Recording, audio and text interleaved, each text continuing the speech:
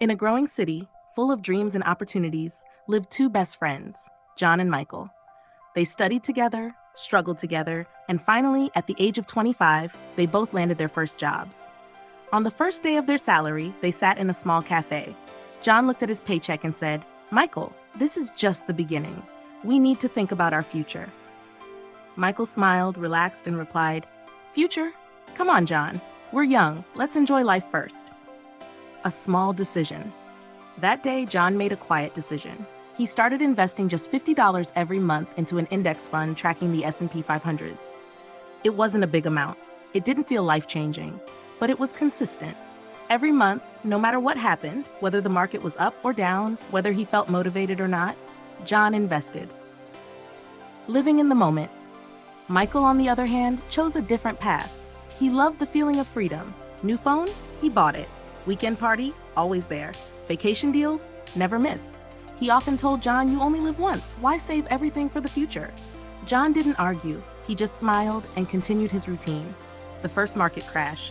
A few years later, something unexpected happened. The market crashed. News channels were full of fear. People were selling. Panic was everywhere. Michael called John and said, "See, I told you investing is risky. You're losing money."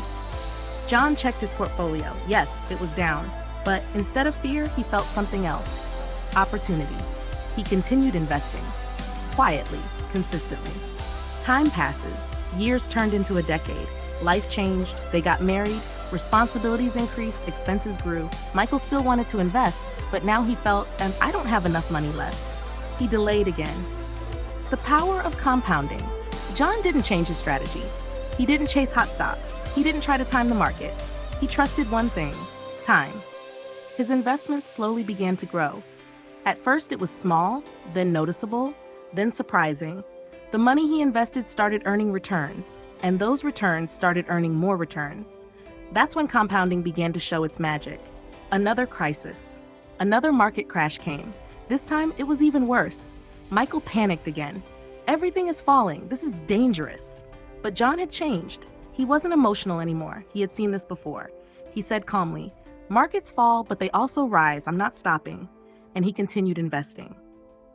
A shift in mindset. At 40, something changed in Michael. He started worrying about his future. Savings were low, expenses were high. Time was no longer on his side. He finally started investing.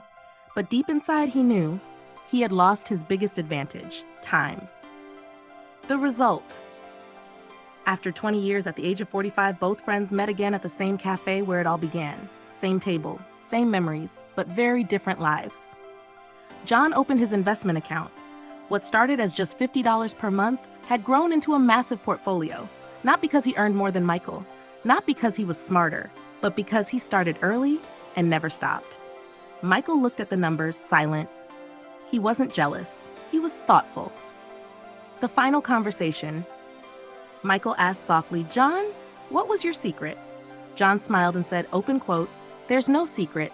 I just gave my money one thing," close quote. The real lesson. You don't need a lot of money. You don't need perfect timing. You don't need luck. You need consistency, patience, discipline.